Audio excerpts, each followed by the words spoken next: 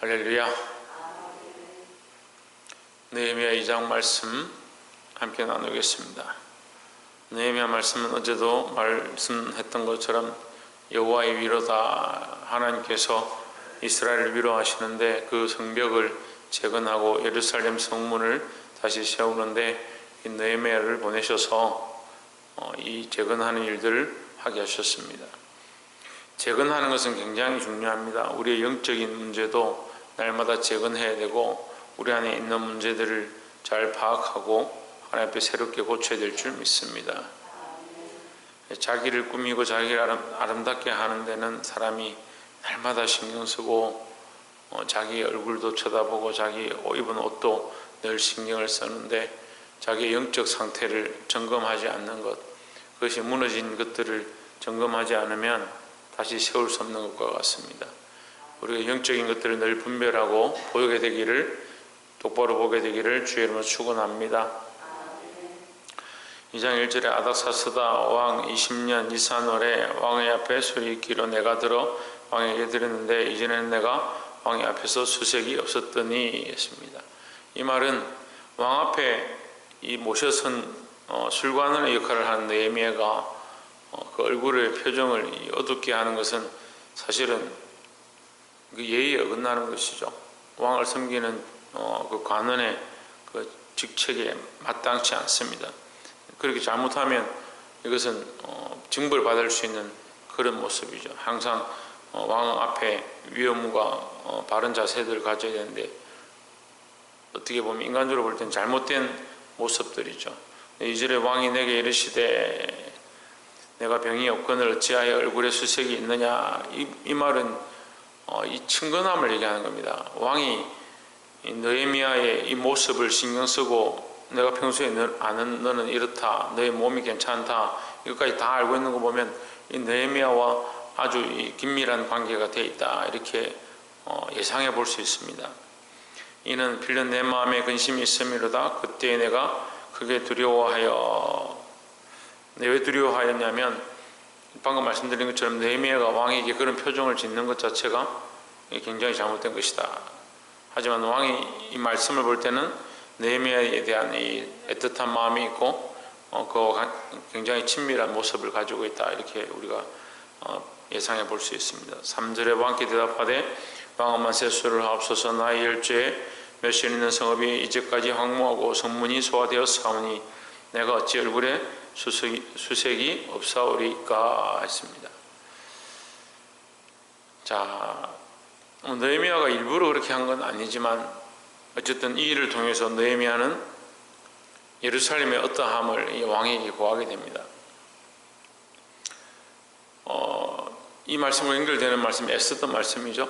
에스더 말씀에도 에스더서를 통해서 죽으면 죽으리라 하는 각오로 들어가서 왕에게 구하는 그 백성들의 안위를 구하는 그 왕후의 모습이 등장합니다. 우리가 사실 어려운 상황들이 있을지라도 자기의 즐거움을 구하는 것은 잘합니다. 하지만 나라와 민족을 위하여 기도하고 교회를 위해서 기도하고 예루살렘 성을 위해서 기도하는 이 느헤미야 모습을 우리가 본받아야 될 줄 믿습니다. 자기의 영광을 구하는 게 아니라, 솔로몬이 하나님 앞에서 천번제사를 드리고 하나님께서 내가 너에게 무엇을 해주기 원하느냐 할 때 은과 금을 구하는 것이 아니다. 하나님 말씀하시죠. 네가 내게 은금을 구함도 아니고 부귀와 영화를 구함도 아니고. 솔로몬이 주의 백성, 주께서 내게 허락하신 이 백성을 다스릴 지혜를 주십시오, 이렇게 구했습니다. 여러분, 이게 지혜예요. 우리가 하나님 앞에 하나님의 영광을 구하고 하나님의 뜻을 구하고 교회를 위해서 구하고, 근데 우리는 기도의 방향들이 자기를 위한 기도, 내가 하고 싶은 기도, 내가 되었으면 좋겠다 생각하는 것들, 내 소원을 아뢰기 바쁜데 사실은 그 소원이 하나님의 소원이 되어지기를 구해야 하고, 그래서 하나님의 뜻을 구해야 되는 겁니다. 4절에 왕이 내게 이르시되 그러면 내가 무엇을 원하느냐 하시기로 내가 곧 하늘의 하나님께 목도하고 했습니다. 그러니까 지금 이 느헤미야의 자세는 어때요? 왕 앞에 있지만, 그죠? 이끼는 왕 앞에 서서 두려워하는 가운데, 자기가 근심하는 가운데, 걱정하는 가운데 조심해서 말을 하고 있지만 그의 영적 자세는 어디 있느냐? 하나님 앞에 있는 거예요. 얼마나 멋있습니까? 사람 앞에 서 있는 것처럼 하고 그 앞에 엎드려 있지만 사실은 누구를 두려워하느냐? 하나님을 두려워하고 하나님 앞에 있는 것을 더 기억하는 겁니다. 그래서 그 앞에서 마음으로 속으로 기도했다.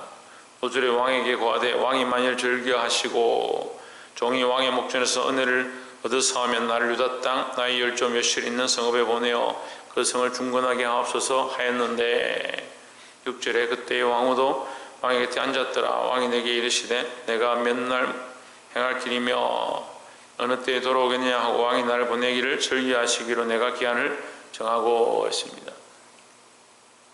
왕이 느헤미야를 아끼는 거죠. 이제 조금 아끼는 사람들은 원래 잘 안 보냅니다. 근데 많이 아끼는 사람은 그 소원을 들어주는 거죠. 갔다 다시 돌아와라. 돌아올 기한을 정해주는 겁니다. 그래서 그에게 보내주고 보내는 것뿐만 아니고 조서를 내려서 통과하도록 해주고 더 나아가서 거기에 있는 관원들로 도와주도록 이렇게 했습니다. 이 느헤미야의 기도의 방법들을 우리가 배워야 될 점이 있습니다. 사람 앞에 있지만 하나님을 더 기억하고 하나님의 눈을 더 바라볼 수 있는, 내 영광을 구하고 나의 즐거움을 구하는 것이 아니고 하나님의 영광을 구하고 하나님의 기쁨이 되는 저와 여러분의 삶이 되기를 주의 이름으로 축원합니다. 또한 두 번째 나눌 말씀은 12절에 내 하나님의 내 마음을 감화하사 예루살렘을 위하여 행하게 하신 일을 내가 아무 사람에게도 말하지 아니하고 밤에 일어나 두 사람과 함께 나갈새 내가 탄 짐승 외에는 다른 짐승이 없더라. 13절 그 밤에 골짜기 문으로 나가서 영정으로 본문에 이르는 동안에 보니 예루살렘 성벽이 다 무너졌고 성문은 소화되었더라. 14절 앞으로 행하여 샘문과 왕의 못에 이르는 탄 짐승이 지나갈 곳이 없는지라. 15절에 그 밤에 시내를 쫓아 올라가서 성벽을 살펴본 후에 돌이켜 골짜기 문으로 돌아왔으나 자, 우리가 이 말씀을 보면서 저는 이런 마음이 들었습니다. 사실 느헤미야가 작은 관직도 아니고 자기 스스로가 백성들을 자기가 지금 끌고 왔다 함께 한 자들 데리고 왔는데 그럼 함께 한 자들 시키면 되는 거예요. 종들에게 시키면 되잖아요. 그것도 밤에 짐승을 타고 또 짐승을 타고 가다가 막혔는데도 그냥 돌아가는 것도 아니고 내려서 자기 스스로 올라가서 사이길로 해서 그 위험한 길로 올라가 성벽까지 꼭대기까지 올라갔다는, 제가 이런 마음이 들었어요. 이 점검하는, 그러니까 성벽을 점검한다, 영적 점검이다. 우리가 분별을 하고자 하는 것은 잘 합니다만 자기를 잘 점검하지 않습니다. 그러니까 우리는 항상 뭘 해야 되냐, 나를 점검해 봐야 되는 거예요. 내가 지금 어떠한 생각들로 치우쳐 있는가, 내 안에 무엇이 무너졌는가, 내 안에 어떤 감정들이 나를 이렇게 장악하고 있는가. 내가 정확하게 나를 점검하지 않으면 이게 잘 고쳐지지 않는 거죠. 다시 세워지지 않는 거죠. 재건을 하긴 했는데 엉뚱한 데를 재건하고 있는 거죠. 자기를 똑바로 점검해야 되는 거예요. 근데 이런 가르치는 게 참 힘들어요. 자기의 무너져 있는 연약함들을 하나님 앞에 똑바로 내려놓고 하나님 내 이 연약한 감정들, 이 질투하는 마음, 시기하는 마음, 분내는 마음, 교만한 마음, 내 이 연약함들이 있습니다. 하나님 이것들이 다시 바르게 하나님 앞에 말씀을 따라서 세워지기를 원합니다. 그런 자기 점검이 똑바로 되어야, 이걸 뭐라고 한다고요?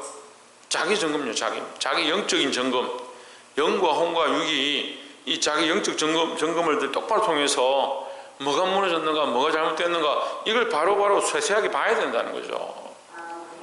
그 느헤미야가 일어나서 어떻게 합니까? 짐승을 타고 나가서 직접 다 시찰하고, 갈 수 없는 것도 짐승을 내려서 걸어서 올라가가지고 그 꼭대기에 올라와서 어디까지 무너졌고 어떻게 해야 될지를 다 보는 겁니다. 다 살펴보았다. 살펴보지 않으면 할 수가 없는 거예요. 내가 해야 되는 겁니다. 내가 나를 점검하고 내 안에 무너진 것과 내 안에 부서진 것들과 내 안에 하나님과의 관계 안에 어그러진 것들, 어디서부터 잘못되었는가, 어디서부터 잃어버렸는가 그것을 찾아서 회복해 하는 일들을 우리가 시작해야 합니다. 이제 2022년도 한 해를 시작했습니다. 새롭게 시작한다. 시작하려면 뭘 해야 합니까? 새롭게 하려면 지나갔던 것들, 무너졌던 것들, 회파되었던 것들, 그걸 다시 수축하고 하나님 앞에 다시 세워야 새롭게 시작할 수 있는 거예요. 그래서 자기 점검, 자기 자신을 점검하고 자기 마음을 점검하고 내 안의 연약함들을 무너져 있는 것들 다시 점검하고 다시 찾아보시기를 주의 이름으로 축원합니다. 마지막 세 번째로 30절에 29절 보면 호른 사람 산발락과 종이 되었던 암몬 사람 도비아와 아라비아 사람 게셈이 이 말을 듣고 우리를 업신여기고 비웃어 이르되 너희의 하는 일이 무엇이냐 왕을 배반코자 하느냐 하기로 했습니다. 20절에 내가 대답하여 이르되 하늘의 하나님이 우리로 형통케 하시리니 그의 종 우리가 일어나 건축이 하려니와 오직 너희는 예루살렘에서 아무 기업도 없고 권리도 없고 명목도 없다 하였느니라 했습니다. 자, 이 느헤미야는 여기까지 왔습니다. 여기까지 두려워하지 않냐고 기도하고 왕의 명령을 받아서 여기 왔습니다. 성전을 돌아봅니다. 산발락과 도비아는 여기 계속 이 느헤미야를 방해하고 성전 건축을 해방하던 자들로 기록되어 있습니다. 그 해방하던 자들은 결국 뭐가 없느냐? 이름이 없다. 너희는 이 건축하는데 너희의 이름이 들어갈 수가 없고 이것을 세우는데 너희는 아무 기업도 없고 너희는 권리도 없다. 참 안타까운 상황이죠. 그럼 우리는 산발락과 도비아의 자리에 설 거냐? 아니면 이 예루살렘을 재건하는 자리에 설 것이냐? 우리가 점검해야 합니다. 우리는 하나님 나라를 세워가는데 거기에 이름이 올라간 자들이고 이 복음을 전하는데 이름이 올라간 자들이고 생명들을 살리는데 영혼들을 살리는데 이름이 올라간 자의 자리에 있어야 될 줄 믿습니다. 특별히 재건은 교회를 세우는 것입니다. 교회를 새롭게 하고 교회를 온전히 세우는데 교회에 많은 영혼들을 살려내는데 전도와 복음의 일들을 하는데 우리의 이름이 있어야 된다. 우리는 누구 편에 설 거냐? 느헤미야의 편에 서서 성전을 재건하고 교회를 세우고 영혼을 살리고 하나님의 이름을 영화롭게 하는 데 쓰임받는 자가 될 것인가? 아니면 그것을 비웃고 그 하는 일들을 방해하고 그런 이름에 올라가는 그런 자들이 될 것인가? 사랑하는 성도 여러분, 우리가 이것을 잘 분별해서 하나님 나라와 복음을 위해서 쓰이는 자들이 되기를 주의 이름으로 축복합니다. 말씀을 맺겠습니다. 많은 사람들이 자기를 점검하지 아니하고 자기 안에 무너지고 수축된 것들, 수축해야 될 것들, 자기 안에 연약한 감정들과 자기 생각들을 내려놓지 못하니까 하나님의 영광을 구하지도 못하고 하나님 나라와 복음을 위해 쓰임받지 못하고 결국 어디에 매여 있느냐? 자기 감정과 자기 생각에 매여 있다. 그러니까 교회 안에서 교회의 일을 하고 주의 일을 하고 하나님의 영광을 위해서 일하는 것처럼 보이지만 사실은 자기 감정과 자기 생각과 자기 연약함들에 매여서 하나님의 일을 돕는 것이 아니고 방해하는 사람들이 수없이 있다. 여러분, 마르다가 되지 말고 마리아가 되시길 바랍니다. 하나님 기뻐하시는 게 뭐냐? 주의 교회와 복음을 위해서 내가 어떻게 쓸 것이냐? 내 이름이 어디에 있을 것이냐? 산발락과 도비아와 같이 방해하고 비웃고 뒷짐을 지고 있고 자기 생각에 매어서 재건하는 일을 막는 자의 자리에 있을 것인가? 아니면 우리 자신을 점검하고 교회를 위하여 복음을 위하여 생명 살리는데 이름이 올라가는 그런 자들이 될 것인가? 늘 점검하시고 깨어서 하나님의 영광을 구하는 자들이 되기를 주의 이름으로 축원합니다. 기도하겠습니다.